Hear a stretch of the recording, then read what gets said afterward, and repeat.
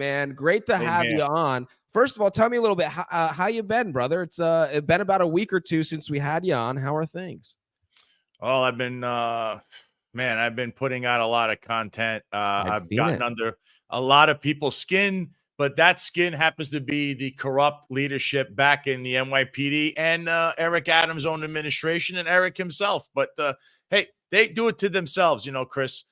They They're do. doing corrupt things, like I stated last time, and it's getting worse. And now they're getting exposed. And you know how it is when the cockroach sees the light, it starts to scramble around. You see a bunch of them; they all do the same thing, and that's what we're seeing here. So Yeah. they have no one to cry about but to themselves. Sal, I want to kind of platform the issues that you've been talking about, especially what's happening in Manhattan and kind of what you mentioned last time. Can you highlight a little bit? I don't want to get too off course, but I think it's a very, very important topic. And for anybody watching right now, if you could, tease them a little bit, make them go check out your recent programs and your recent content, because man, I've been watching it, reposting it, and sharing it because it is important information that people need to hear. Yeah, so I highlighted that there was a nightclub. It was called Conso Frito. It's up in the Bronx. Well, it's finito, but this nightclub was the center of the Democrat Party. We'll say corruption. You want to call it like almost like a mob ring. Every big shot in the party hung out there, from Eric Adams to the police commissioner of the NYPD, whose brother owns it. It's co-owned or co-managed by a mob associate who's a self-admitted criminal. One of the gentlemen that have always frequented the place just got the key to the city the other day, Fat Joe, which I covered in my new show, the newest episode of my show, Sal Greco Show, episode 13. And also, we have Eric Adams. He's facing numerous federal investigations, but they hammered him with a few subpoenas.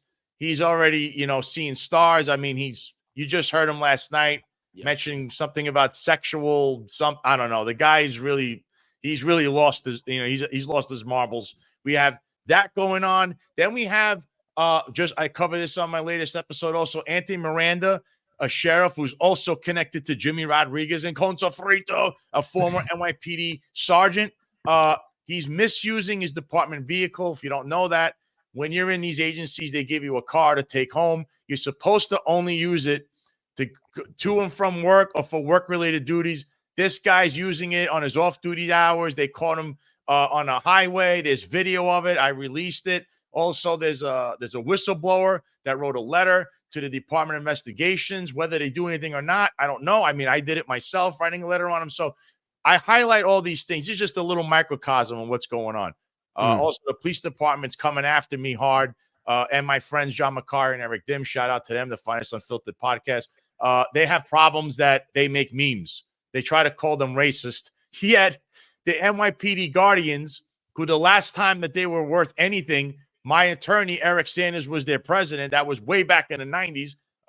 They came out and called these memes racist. Meanwhile, they're members of their organization, Timmy Pearson, Kaz Daughtry, Jeffrey Madry, and of course the aforementioned mayor of New York City, Eric Adams, are all embroiled in sexual harassment and sex assault lawsuits that are costing the city thousands, if not hundreds of thousands of money illegally, in my head. They should not be being represented. So the Guardians should be condemning them and actually revoking their membership instead of worrying about memes and what I'm saying about the NYPD online. So, I mean, this is the kind of stuff that goes. They're more worried about what people are saying and thinking about them than doing their actual job and the public safety of the New York City taxpayer.